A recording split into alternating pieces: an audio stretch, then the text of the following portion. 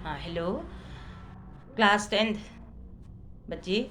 आज मैं आपको आपका गद्यांश का 14th चैप्टर, ठीक, जिसका नाम है मानवीय करुणा की दिव्य चमक, उसे आपको एक्सप्लेन करूंगी। पहले मैं आपको बता दूं इसके राइटर कौन है। इसके राइटर सर्वेश्वर दयाल सक्सेना जी हैं और इन्होंने इस पाठ में एक ऐसे व्यक्तित्व के बारे में लिखा है जो कि बाहर का रहने वाला है, यानी कि फॉरेनर है, और उसने हमारे देश में आकर कितना हमारे देश के प्रति क्या किया उसके बारे में यहाँ पर लेखक आपको बताते हैं। अब यहाँ पर देखिए, सबसे पहले मैं आपको स्पष्ट कर दूं कि ये जो चैप्टर है, आपका जो पाठ है, ये कौन सी विधा में लिखा गया है। मैं बार बार हर पाठ में आपको बताती हूँ कि हिंदी की बहुत सी विधाएं हैं। मैंने बताया था आपको, रेखा चित्र है, कहानी है, कविता है, ये सब विधाएं ही होती हैं, ठीक है। रेखा चित्र है, कहानी है, नाटक है, कविता है,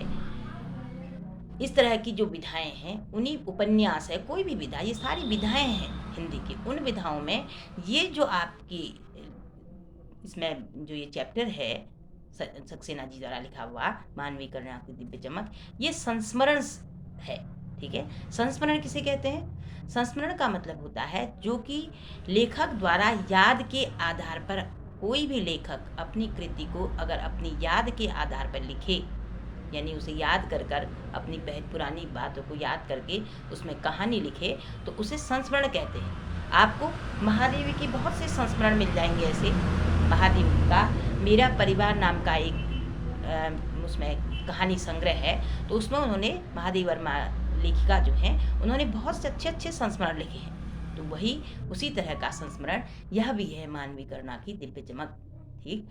ये एक ऐसे, मैंने अभी बताया आपको, एक ऐसे ईसाई संप्रदाय के जो जिनका नाम है फादर कामिल बुल्के, उनके बारे में कवि कहता है, जो कि बेल्जियम में रह के रहने वाले थे। और जगह कौन सी थी? रैम्स चैपल नाम का शहर था, वहाँ के रहने वाले थे। और वो शहर अपने गिरजाघरों, अपने पादरियों, अपने धर्मगुरुओं और अपने संतों के लिए पहले से ही प्रसिद्ध है। लेकिन वह वहाँ इंजीनियर की पढ़ाई करते थे और उनको अचानक वैराग्य हुआ और उन्होंने भारत को अपनी कर्मभूमि चुना और वो यहाँ आ गए, भारत में आ गए, ठीक, संन्यास लेके यहाँ आ गए और यहाँ एक चर्च में, ठीक है, वहाँ वह फादर के रूप में रहे। लेकिन देखिए, जैसे फादर मीन्स धर्मगुरु, तो धर्मगुरु के रूप में रहे। धर्मगुरु जो होते हैं वो खासकर ईसाइयों में वो अपने धर्म से ही संबंध रखते हैं, ठीक है। अदर लोगों से ज़्यादा संबंध या ज़्यादा उनका नहीं होता, आज भी आप देखेंगे। लेकिन इसमें उन सब से हटकर इनको दिखा रखा है लेखक ने, ये उन सब से हटकर थे।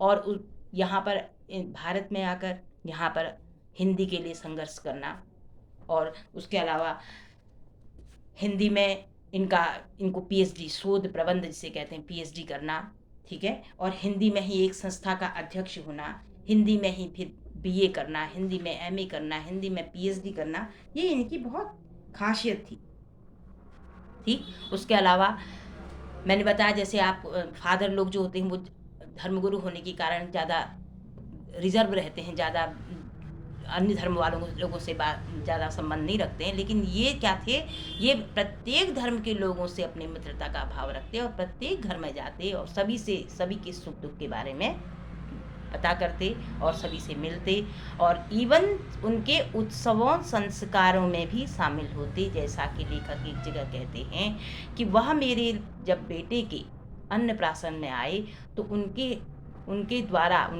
उन्होंने मेरे बेटे के मुंह में पहला अन्न का दाना जो डाला, मुझे आज भी याद है। देखो, उन लोग और इस संप्रदाय में नहीं होता अन्नप्राशन, लेकिन लेखक के यहाँ होता, तो उनके यहाँ भी वो आए और उनके हर दुख सुख में शामिल होते। यही इस विदेशी व्यक्ति की विशेषता है। और आज इन्होंने शोध प्रबंध जो किया वो किस में किया? हिंदी में ही शोध प्रबंध किया, ठीक है। और हिंदी में शोध प्रबंध मीन्स, शोध प्रबंध का मतलब है पीएचडी करना, ठीक है। उसमें पीएचडी किया और उसी में उनकी एक संस्था थी, संस्था का नाम था परिमल नाम की संस्था से जुड़े। और उसके अलावा उस संस्था में जुड़ने के साथ साथ उसमें हिंदी के प्रति अपनी पूरी जो उनकी झुंझलाहट थी, जो उनका जो उनको अच्छा नहीं लगता था कि भारतीय लोग हिंदी को पसंद नहीं करते। वो कहते थे कि जब तुम इंडियन हो, भारतीय हो, तो आप सबसे पहले भारतीयों का कर्तव्य है कि अपनी मातृभाषा का सम्मान करें। तो वहाँ पर वो क्या करते थे, खुलकर भाग लेते थे, ठीक है। और हिंदी को जब नहीं, तो वो तो बाहर का व्यक्ति थे, उन्हें तो ज़्यादा वो नहीं होना चाहिए ना, अपने धर्म से के अलावा और नहीं होना चाहिए, लेकिन नहीं, उन्होंने ये नहीं किया। उन्होंने यहाँ की संस्कृति को, कहने का मतलब है लेखक का कि यहाँ की संस्कृति को पूरी तरह से उन्होंने क्या किया, आत्मसात किया। और उनका जो शोध का सब्जेक्ट था वो था रामकथा, उत्पत्ति और विकास। देखिए, राम कथा पर, अब इसीलिए लेखक कहता है राम कथा, उत्पत्ति, विकास पर उन्होंने जो शोध प्रबंध अपना लिखा, लेखक कहता है कि राम का नाम जब तक रहेगा तब तक फादर कामिल बुल्के का भी नाम रहेगा। ठीक, उनका और उनकी विशेषता क्या थी कि उनका अपनत्व से भरा व्यक्तित्व था, ये सबसे बड़ी विशेषता थी उनकी। और उसके अलावा फिर उनकी जब मृत्यु हुई तो लेखक को दुख होता है उस समय। वो कहते हैं कि जब उनकी मृत्यु हुई उस समय जहरबाद से, लेखक कहते हैं कि उनकी डेथ हुई, तो जहरबाद एक ऐसा फोड़ा होता है कि जो अंदर ही अंदर, गैंग्रीन जिसे कहते हैं, वो अंदर ही अंदर जो होता है वो पस भरा देता है बॉडी में, और अंदर में व्यक्ति की डेथ हो जाती है। क्योंकि जो व्यक्ति इतना अच्छा है तो उसके लिए ऐसा मृत्यु का विधान नहीं होना चाहिए, ऐसा लेखक का मानना है। इसीलिए वो शुरुआत में ही, देखिए, चैप्टर को स्टार्ट करते समय ही कहते हैं कि फादर को जहरबाद से नहीं मरना चाहिए था, जिसकी रगों में दूसरों के लिए मिठास भरे अमृत के अतिरिक्त और कुछ नहीं था। कहने का मतलब है कि वो दुनिया के लोगों को, सभी समाज के सभी लोगों को स्नेह देते थे, अपनत्व देते थे, मिठास देते थे। तो उनके लिए इतना ऐसा क्यों, ऐसा जो मौत उनके लिए ऐसी रखी, ऐसी क्यों रखी, ठीक है। ऐसी मौत, ऐसी विधि ने, जो ईश्वर ने ऐसी मौत उनके लिए नहीं रखनी चाहिए थी। ये लेखक उनके प्रति अपनी संवेदना व्यक्त करते हुए कहता है। अब देखिए बेटे, इसमें जो सेकंड पैराग्राफ है ये आपका बोर्ड के लिए महत्वपूर्ण है। इसको मैं आपको और अच्छी तरह से एक्सप्लेन करती हूँ। जो इसमें इम्पोर्टेंट होंगे स्टैंजाज, पैराग्राफ्स, उन अनुच्छेद में उन सबको आपको एक्सप्लेन कर रही हूँ। पहला ये है, फादर को याद करना एक उदास संगीत सुनने जैसा है, उनको देखना करुणा के निर्मल जल में स्नान करने जैसा, उनसे बात करना कर्म के संकल्प से भरना है। कहने का मतलब है फादर को याद करना उदास शांति, यानी कि उनको उनकी जब याद आती है, जैसे कोई आप सैड सॉन्ग को सुनते हो तो वैसे ही सैड सॉन्ग को सुनने की तरह उन्हें याद करना है, उदास संगीत को सुनने की तरह है। और उनको देखना करुणा के निर्मल जल में स्नान करने जैसा था, का मतलब है कि उनको देखने से ऐसा लगता था कि जैसे कि करुणा के निर्मल जल में उनकी जो दया भावना थी, जो उनकी काइंडनेस थी, वो उनको याद करने से क्या हो जाता था, सामने आ जाता था। अब देखिए, लेखक कहते हैं कि मुझे परिमल के वो दिन याद आते हैं। मैंने भी आपको बताया, परिमल एक ऐसी संस्था थी। आपका इसके आधार पर क्वेश्चन बनता है कि परिमल क्या है। परिमल क्या है? एक ऐसी साहित्यिक संस्था है, साहित्यिक मीन्स जिसमें हिंदी वाले ही, साहित्य वाले, लिटरेचर वाले, साहित्य मीन्स लिटरेचर वाले लोग रहते थे, और वो क्या करते थे, उनके वो हेड थे, ठीक है। परिमल के दिन याद आते हैं, हम सब पारिवारिक रिश्तों में बंधे जैसे थे, जिसके बड़े फादर बुल्के थे। हंसी मजाक में वह निर्लिप्त शामिल रहते। निर्लिप्त शामिल रहने का मतलब क्या है कि वो बिना किसी भेदभाव के सभी के साथ हंसी मजाक भी करते, और उसके अलावा उस परिमल में भी शामिल रहते। ठीक, हमारी गोष्ठियों में वह गंभीर बहस करते, हमारी रचनाओं में बेबाक सुझाव देते। किन रचनाओं में? जो रचनाएं अन्य लेखक, अन्य कवि करते, उनमें अपनी राय और उनमें सुझाव देते कि आपने कैसी रचना लिखी, इसमें ऐसा और इम्प्रूवमेंट होना चाहिए। हमारे घरों में भी उत्सव संस्कारों में बड़े भाई की पुरोहित जैसी खड़ी हों, हमें अपने आशीषों से भर देते। अब देखिए, पुरोहित किसे कहते हैं बेटा? पुरोहित वो होते हैं जो हमारे जैसे वो अपने धर्मगुरु हैं। हमारे धर्मगुरु जो होते हैं वो क्या होते हैं? पुरोहित होते हैं। हम हिंदूज के धर्मगुरु पुरोहित होते हैं, और क्रिश्चियंस के धर्मगुरु पादरी होते हैं, ठीक है। तो लेखक कहते हैं कि वो पुरोहितों की तरह खड़े रहते थे और आशीषों से भर देते थे, मीन्स आशीर्वाद देते थे, ठीक है। हमें उस हमारे काम में, जो भी हम अपने उत्सव में काम में उन्हें बुलाते, तो हमें अपने आशीर्वाद देते। मुझे अपने अपने बच्चा और फादर बुल्के की उनके मुंह में पहली बार अन्न का दाना डालना याद आता है। मैंने बताया ना, उनका अन्नप्राशन संस्कार हुआ था तो वो आए थे, और नीली आंखों में चमक, तैरता वात्सल्य भी जैसे ऊंचाई पर देवदार की छाया में खड़े हों। उनकी, क्योंकि वो फॉरनर थे, आंखें नीली थी, तो कवि ने, लेखक ने कहा कि उनकी आंखों में तैरता वात्सल्य, वात्सल्य मीन्स क्या होता है, एक पुत्र और पिता का जो प्रेम होता है, या माँ और पुत्र का जो प्रेम होता है, वो ऐसा ही प्रेम बच्चे को देते थे, सबको देते थे। कहने का मतलब उन्होंने कहा कि तैरता वात्सल्य आंखों में, ठीक है, और जैसे किसी देवदार की छाया में खड़े हों। अब देखिए क्वेश्चन बनता है कि देवदार की छाया में क्यों, उन्हें देवदार का वृक्ष क्यों कहा।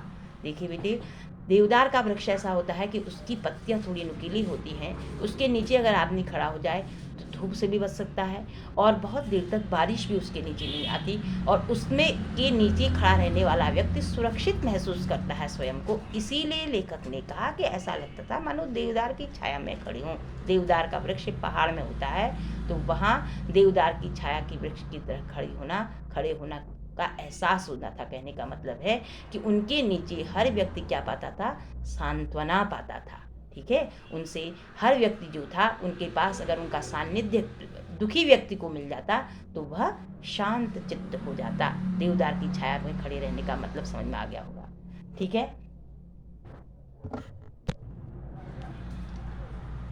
हाँ बेटे, दूसरा स्ट्रेंजा आपका जो इस चैप्टर में इम्पोर्टेंट है वो ये है कि फादर काबुल के संकल्प से सन्यासी थे। संकल्प से सन्यासी मीन्स उनका प्रण था संन्यास लेने का, इसलिए सन्यासी थे, कर्म से नहीं थे, ठीक है, संकल्प से। अब देखो यहाँ पे क्वेश्चन बनता है कि फादर बुल्किस को संकल्प से सन्यासी क्यों कहा गया।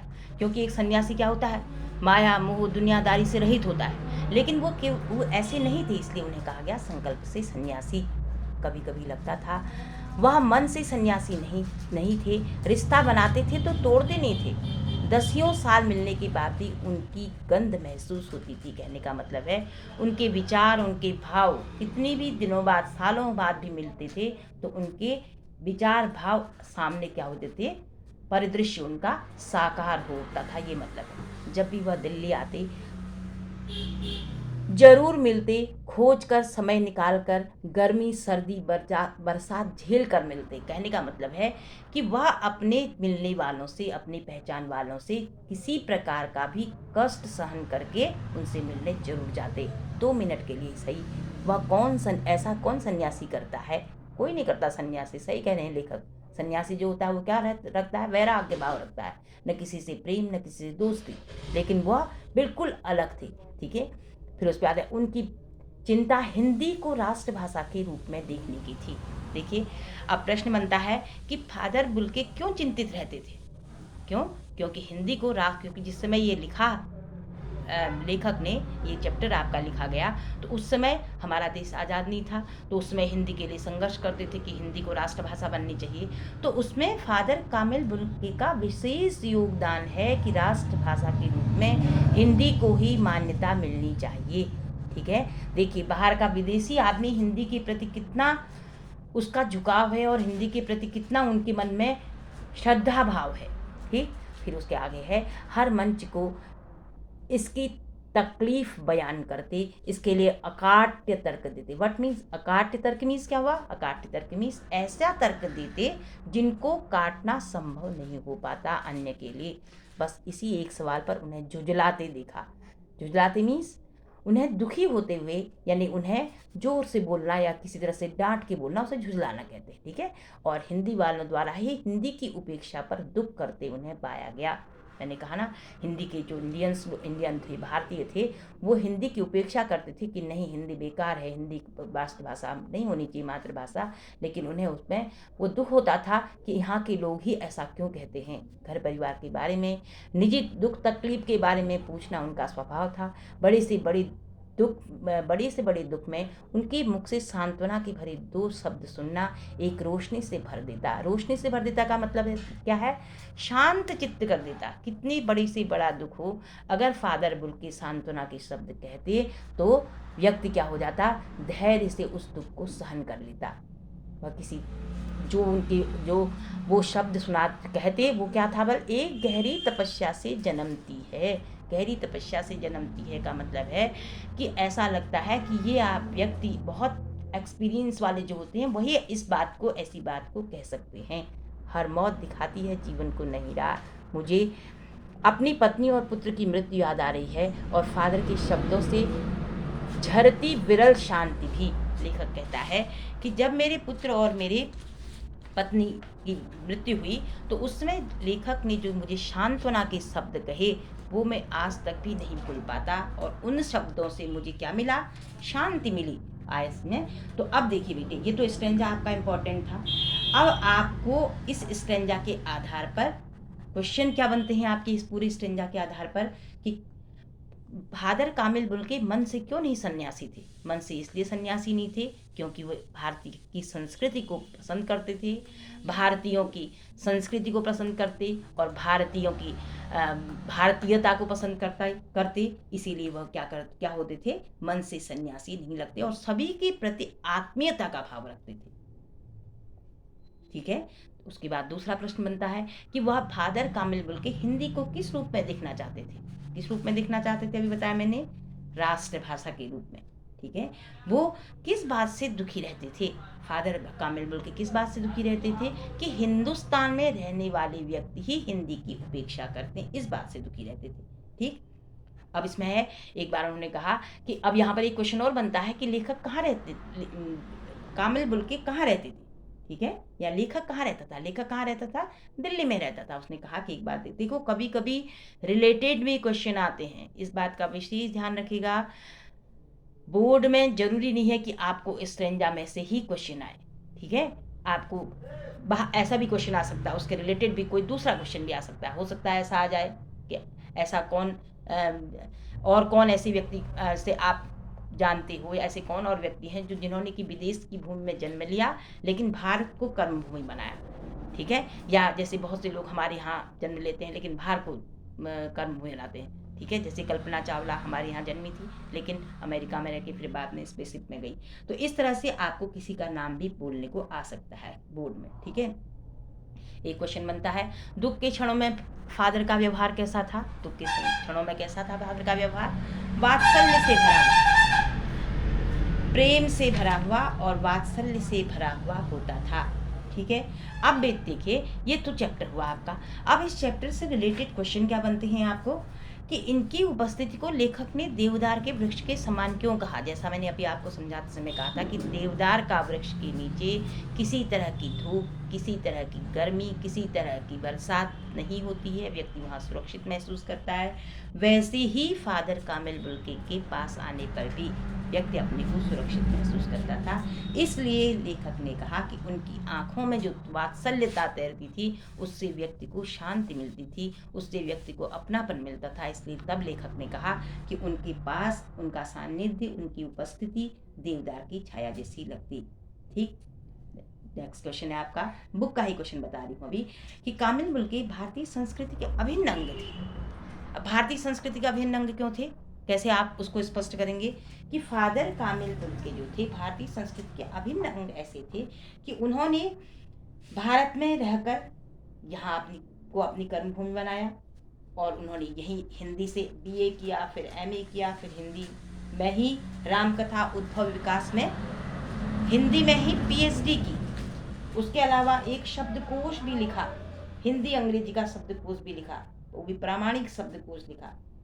इससे पता चलता है कि वो हिंदी पूरी तरह से क्या थे, भारतीय संस्कृति से ओतप्रोत हो गए थे। एक क्वेश्चन और है कि उनका हिंदी प्रेम किस चीज से प्रकट होता है।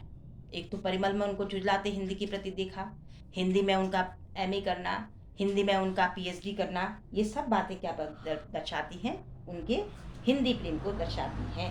ठीक है। अब उसके बाद एक क्वेश्चन और है इसमें जो इम्पोर्टेंट भी है, मानवीय करुणा की दिव्य चमक क्यों कहा लेखक ने फादर कामिल बुल्के को, क्यों कहा, क्योंकि ऐसी विभूतियां नहीं मिलती हैं, ऐसे व्यक्ति जो हैं जो बाहर विदेश में रहें और इंडिया से, भारत से इतना प्यार करें और इतना ज़्यादा भारतीय संस्कृति को अपनापन दें, ऐसा नहीं मिलता है। फादर के मन में क्या था, सब परिचितों के लिए सद्भावना थी, ममता थी, सबके प्रति वात्सल्य था, सरल हृदय थे। ठीक है, और किसी से कभी कुछ न चाहते न नाराज होते, ठीक, उनके सुख दुख में बुजुर्ग की भांति रहते, इसीलिए उन्हें मानवीय करुणा की दिव्य चमक कहा गया। ठीक, अब एक क्वेश्चन और बनता है कि कामिल मुल्की की परंपरागत छवि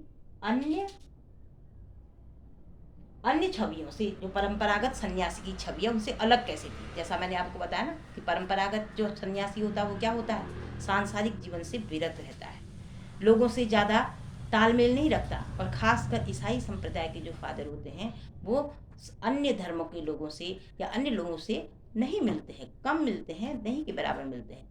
तो इसलिए उनकी छवि जो थी, कामिल मुल्की की छवि बिल्कुल परंपरागत सन्यासी से हट कर थी। वो धर्मगुरु थे और प्रत्येक धर्म के प्रति उनके मन में एकता सद्भावना का भाव था।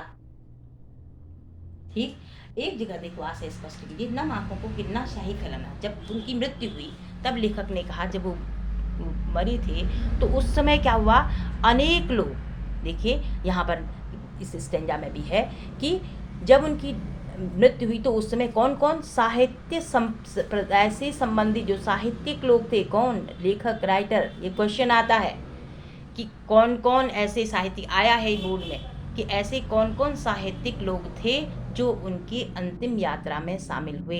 जैनेन्द्र कुमार, विजयेंद्र स्नातक, अजित कुमार, डॉक्टर निर्मला जैन, ठीक है, ये जो हैं ये सब क्या है, साहित्यिक लोग हैं, लेखक हैं। तो ये सब उनकी अंतिम यात्रा में, और डॉक्टर सत्यप्रकाश, डॉक्टर रघुवंश, ठीक है, ये सारे लोग उनकी अंतिम यात्रा में शामिल हुए थे।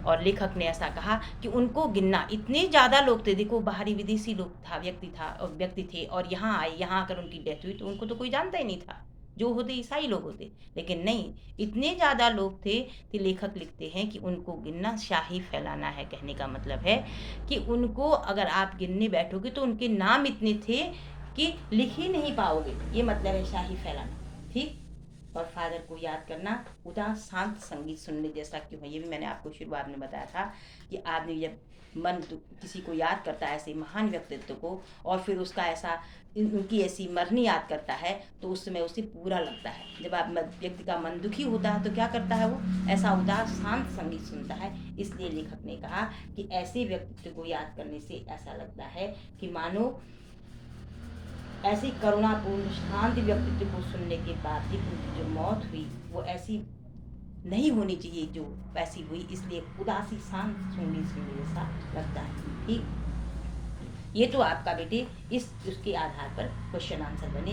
अब देखिए एक क्वेश्चन जो प्रमुख है वो ये होता है, ये आता है आपका कि इस पाठ का क्या उद्देश्य है लेखक का, या इस पाठ का को लगाने का, इस पाठ का प्रतिपाद्य क्या है, ठीक है, या इस पाठ से आपको क्या, क्यों आप लेखक ने इस चैप्टर को आपके लगाया, आपको क्या शिक्षा मिलती है उससे। शिक्षा क्या मिलती है कि हमें अपने भारत के प्रति, भारतीयता के प्रति, अपनी हिंदी के प्रति, अपने राष्ट्र के प्रति क्या होना चाहिए, स्नेह होना चाहिए, श्रद्धा होनी चाहिए और प्रेम होना चाहिए अपने राष्ट्र के प्रति। जब विदेश में रह रहे व्यक्ति को हमारे देश, हमारी संस्कृति, हमारे संस्कारों से इतना ज़्यादा अपनत्व है, लगाव है, तो हम तो इसी देश में रहते हैं, तो हम सौभाग्यशाली हैं कि हम ऐसे देश में रहते हैं जहाँ जिसकी संस्कृति इतनी, जिसका गौरव इतना महान है। हम तो बहुत भाग्यशाली हैं। तो हमें उस अपने गौरव को पहचानना चाहिए और अपने देश के प्रति, अपने संस्कारों के प्रति क्या रहना चाहिए, झुकाव रहना चाहिए, उनका हमें पूर्ण सम्मान करना चाहिए। अगर हम शुरुआत से ही इस तरह के अपने विचारों को अपनाएंगे तो हमारा देश बहुत आगे बढ़ेगा, उन्नति करेगा। धन्यवाद। आपको पाठ समझ में आ गया होगा बेटे। अगर समझ में आ गया हो तो प्लीज़ लाइक कीजिए, शेयर कीजिए, सब्सक्राइब कीजिए। धन्यवाद।